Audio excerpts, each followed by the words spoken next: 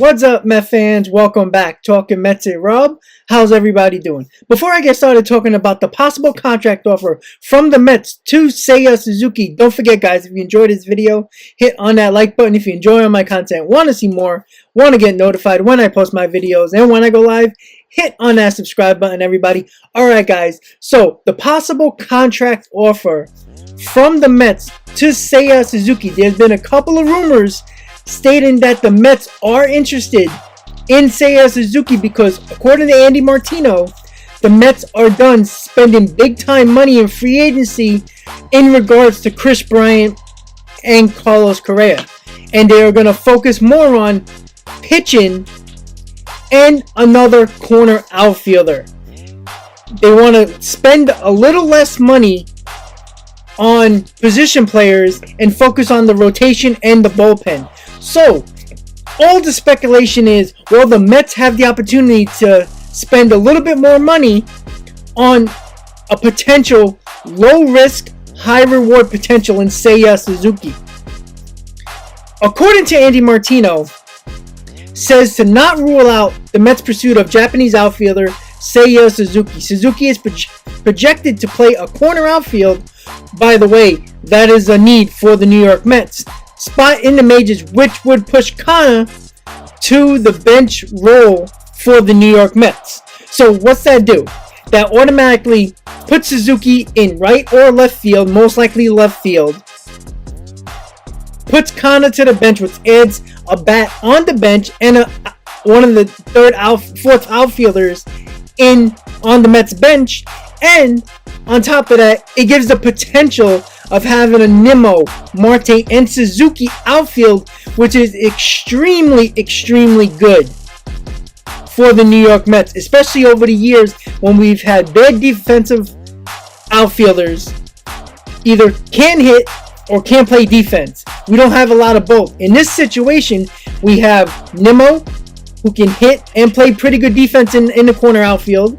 Seiya Suzuki is a very good defensive outfielder and can also provide a lot of power to this lineup. And we know our new center fielder, Starling Marte, who is a stolen base machine, who's going to bat 300 and plays a very, very good center field. So that is a drastic difference if this Mets team can sign Seiya Suzuki.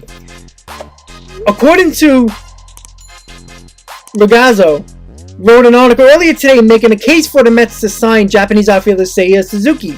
Suzuki is expected to receive a contract for about 5 years, $55 million, in addition to the $10.125 million posting fee. So not only do the Mets have to give a contract, but they also got to pay a posting fee if they sign Seiya Suzuki. With these two reports from Martino and Ragazzo, just shows that the Mets probably are not going to spend big time money on another position player, as I said before, Bryant or Correa, but they can spend a decent amount, but not a lot of money in baseball terms, on Seiya Suzuki. But in my opinion, guys, I do think the Mets need another corner outfielder, and Seiya Suzuki is the perfect guy for a reasonable amount of money. I would go a little bit further with the contract. This would be my offer to Seiya Suzuki. The Mets would give Seiya Suzuki 5 years, $60 million. That is an AAV of $12 million per year. Obviously, adding on the $10.125 million posting fee. So overall, it's a little over $70 million. But what I think here, if you give him that extra $5 million in total contract, I think you have a better shot in getting him, because we are not the only teams looking to land this guy. Boston, Seattle, the Phillies might be looking after him. And let's be honest, guys, the Atlanta Braves haven't signed any of their outfielders, and they don't know about Acuna. Maybe the Braves will make a run at Seiya Suzuki as well.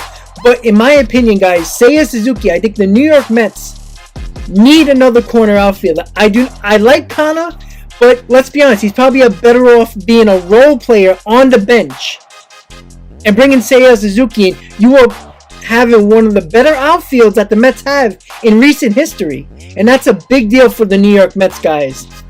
Not only would the Mets have to look at starting pitching, now they can use their money, the rest of the money that they have in their budget, so to speak, on starting pitching if it's a trade or if it's a signing. You know, Clayton Kershaw, Kikuchi. There's a lot of different guys on the free agent market that Mets could look after and possibly spend that money on the pitching, in the rotation, and the bullpen, which the New York Mets need. So Seiya Suzuki can solve the rest of this lineup's problems with the power he provides and the good defense he provides in the corner outfield. Not only that, he is also a guy who can play third base and play shortstop in a pinch and possibly play second base if there is any injuries. And you also have Kana, who can step in the outfield if Seiya Suzuki has to play one of those infield positions, God forbid, of any type of injury. So can Seiya Suzuki be a possibility for the New York Mets? According to Andy Martino, according to Ragazzo, the New York Mets are going to be focusing in on Seiya Suzuki because of the money that they want to spend that is in their budget is going to be allocated to the rotation and the bullpen. So look, as soon as the lockout ends, the Mets to focus on the rotation and the bullpen. But one thing of note, guys, you have to realize Seiya Suzuki is not part of the Major League Baseball Players Association, so he is not a union member. At the moment, he can sign at any moment. I'm assuming his agent is telling him to not negotiate with teams during a lockout because it would look bad. Because if he does sign with a team, he automatically is in the MLBPA, and when he signs his contract, he has to walk right out without saying a word to anybody of any organization. So it seems like he's gonna wait until the lockout ends.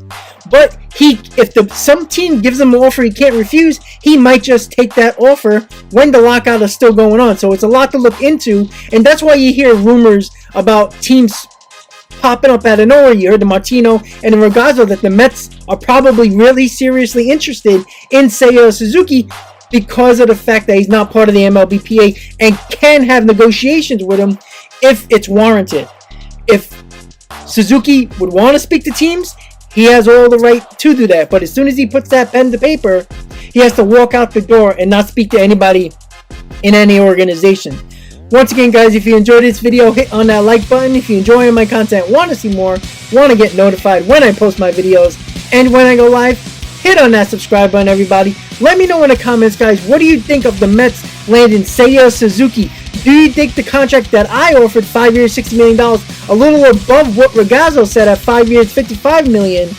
Do you think we should go a little bit more in money-wise just to land this guy and put him in the corner outfield so it gives the Mets options, especially on the bench with Connor going to the bench? And it also gives a utility role if needed. If there's an injury in the infield, you could put Suzuki in the infield and put Connor back in the outfield. Once again, guys, I appreciate all the support, and as always, Met fans, let's go Mets.